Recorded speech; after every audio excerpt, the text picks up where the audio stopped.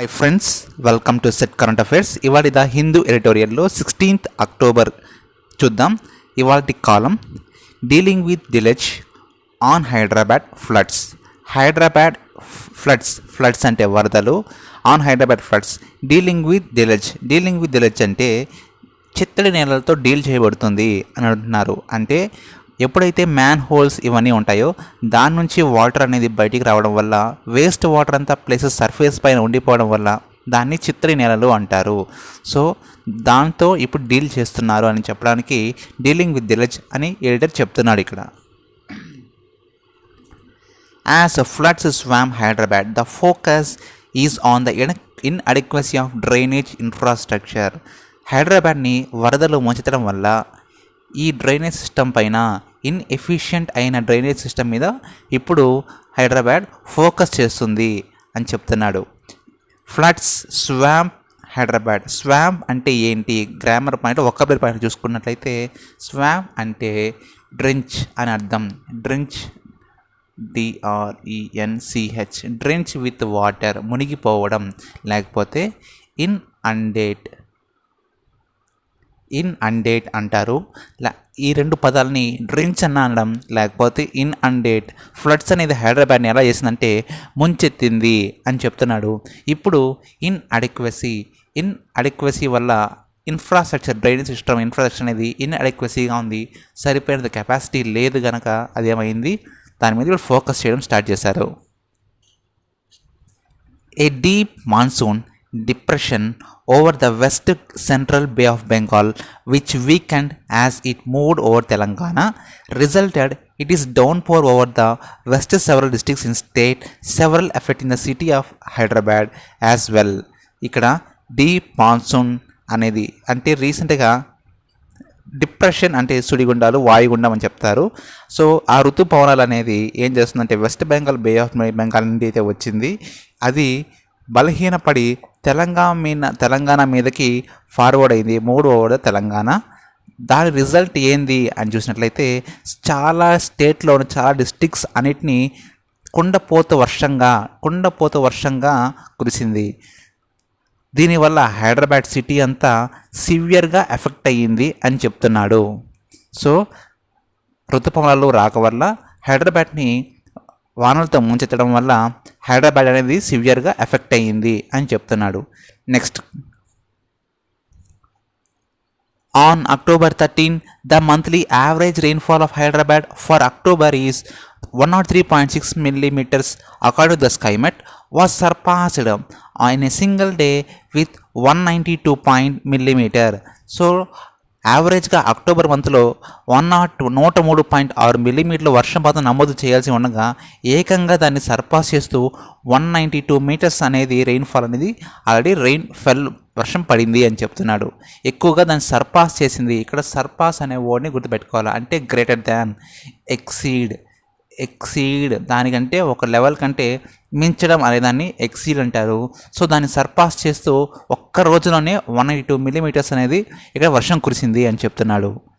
Next, according to the India meteorological department, this is the highest rainfall for the October recorded in Telangana capital since 1903. 1903 తర్వాత ఇదే తొలిసారిగా biggest rainfall అక్టోబర్లో కురిసింది. దేని report ప్రకారంగా అంటే IMD రిపోర్ట్ ప్రకారంగా ఇదే హైయెస్ట్గా కురిసింది 1903 తర్వాత అని చెప్తున్నాడు. Such a high intensity downpour in a short span is bound to effect the densely populated urban area and Hyderabad was no exception అంటున్నాడు. అంటే ఒక్కసారిగా హై ఇంటెన్సిటీ వర్షపాతం అనేది కురిసింది. అంటే మన తెలుగులో చెప్పాలి అంటే కొండపోత వర్షంగా కురవడం వల్ల చిన్న షార్ట్ స్పాన్లో ఈ కొండపోత వర్షం అనేది ఈ అర్బన్ ఏరియాస్ని, చాలా డెన్స్లీ పాపులేటెడ్ ఎక్కువ జనాభా కలిగిన పాపులేషన్ ఉన్న ఏరియాని సివియర్గా ఎఫెక్ట్ చేసింది. జాగ్రత్తగా గుర్తుపెట్టుకోండి. EFFECT వేరు, AFFCT వేరు. సో ఏదైనా సివియర్గా ఎఫెక్ట్ చేసింది అంటే AFFECT యూస్ చేయాల్సి ఉంటుంది. ఇది గ్రామర్ పాయింట్లో చాలా జాగ్రత్తగా గుర్తుపెట్టుకోవాలి. And Hyderabad was no exception. దీనికి హైదరాబాద్ కూడా తక్కువ ఏం కాదు, హైదరాబాద్ కూడా మొత్తం మునిగిపోయింది అని చెప్తున్నాడు. కేవలం కొన్ని ఏరియాలు మాత్రమే మునిగిపోతాయి, కానీ ఈసారి మాత్రం హైదరాబాద్ కూడా దీనికి తక్కువ కాదు, హైదరాబాద్ కూడా దీనికి నో ఎక్సెప్షన్ కాకుండా హైదరాబాద్ కూడా మునిగిపోయింది అని చెప్తున్నాడు. Next, at least 24 people were killed and several localities submerged and isolated following incessant rain and the overflowing of the city lakes. ఏం చెప్తా అంటే గడిచిన వర్షంలో కనీసం 24 మంది చనిపోయారంట.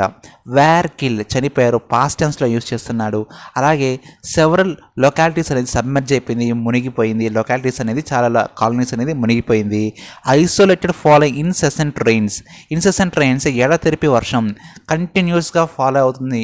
వర్షం తర్వాత మళ్ళీ వర్షం పడ్డం, ఇలాగ కంటిన్యూస్గా వర్షాలు పడ్డం ఇన్సెసెంట్ రెయిన్స్ వల్ల ఏమవుతుందంటే ఓవర్ఫ్లోయింగ్ ద సిటీ లేక్స్, సిటీలో ఉండే లేక్స్ అన్ని ఓవర్ఫ్లోయింగ్ అవుతుంది అని చెప్తున్నాడు. Next, other districts were badly affected to. చాలా డిస్ట్రిక్ట్స్ అనేది ఎఫెక్ట్ ఎలా అయిందంటే చాలా తీవ్రంగా నష్టపరిచింది, అలాగే రోడ్స్ అనేది డ్యామేజ్ అయ్యాయి.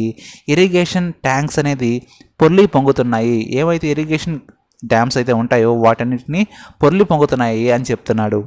బ్రీచ్ అంటే పొంగడం అంటే బ్రేక్, బర్స్ట్ అవ్వడం. బ్రీచ్కి ఇంకొక పదమే బర్స్ట్, బర్స్ట్ త్రో, రప్చర్ అని కూడా అంటారు. RUPTURE. రప్చర్ అన్న, బర్స్ట్ అన్న, బ్రీచ్ అన్న ఒకటే మీనింగ్ వస్తుంది, పొంగడం. The monsoon storm that never became a cyclone. ఋతుపవనాలు, మాన్సూన్ స్ట్రామ్ అనేది ఋతుపవనాలు, అది ఎప్పుడు సైక్లోన్గా మారదు అని చెప్తున్నాడు. కానీ has manage to cross the east Andhra Pradesh and west coast north Karnataka and Maharashtra of India. కానీ ఈసారి ఏం చేసింది, ఆ ఋతుపవనాలే క్రాస్ చేసుకుంటూ ఆంధ్రప్రదేశ్లో ఈస్ట్ భాగానికి వచ్చింది, అలాగే కర్ణాటక మహారాష్ట్రలో వెస్ట్ కోస్ట్ తీరం దాటుకుంటూ వచ్చింది. అలాగా రైన్స్ అనేది నమోదయ్యాయి అని చెప్తున్నాడు. దిస్ ఈస్ ఎ రేర్, చాలా రేర్గా ఉన్నదాన్ని. అంటే రెయిన్ రిలేటెడ్ డిజాస్టర్, వర్షానికి సంబంధించి డిజాస్టర్ అనేది రేర్గా జరుగుతుంది. సైక్లోన్ వంటి విపత్తులు మాత్రమే జరుగుతాయి, కానీ వర్షానికి సంబంధించిన డిజాస్టర్ అనేది చాలా రేర్గా ఉంటుంది. ఆ ఈవెంట్ని that is difficult to plan for. ఈ ఈవెంట్ని ముందుగా అంచనా వేయడం కూడా డిఫికల్టీగా ఉంది. సో ఇంతవరకు జరగలేదు కాబట్టి దీన్ని అంచనా వేయడం కష్టమైంది అని చెప్తున్నారు. నెక్స్ట్, ఫ్లడ్స్ అండ్ డిలజెస్ అంటే వరదల వల్ల ఆ చిత్తడి నేలలు ఏమైందంటే మురుగునీళ్ళు ఆ పైకి రావడం, ఆ ప్లేసెస్ అంతా ఆక్రమించడం వల్ల లైక్ ఎనీ అదర్ డిజాస్టర్, ఇలాంటిది ఎప్పుడు డిజాస్టర్ ఇలా జరగలేదు. డిస్ప్రపోర్షనెట్లీ ఎఫెక్ట్ ద పూర్ని, పేదరికం వాళ్ళని, పవర్టీల వాళ్ళని మరింతగా కొంగదీసింది అని చెప్తున్నాడు. డిస్ప్రపోర్షనల్లీ ఎఫెక్ట్ అని వాడుతున్నాడు, దాన్ని గుర్తుపెట్టుకోండి. Next, disaster management agencies have manage to limit the impact. So ఈ ఏవైతే డిజాస్టర్ మేనేజ్మెంట్ ఉంటాయో, ఏజెన్సీస్ ఉన్నాయో, వాళ్ళు ఈ ఇంపాక్ట్ని లిమిట్ చేయబడ్డారు, కొంతవరకు దాన్ని సంబంధించారని చెప్తున్నాడు. Disaster as many of those marooned in submerged areas and flooded in the house was rescued. So disaster జరిగిన చోట అయితే మెనీ marooned అయినారు.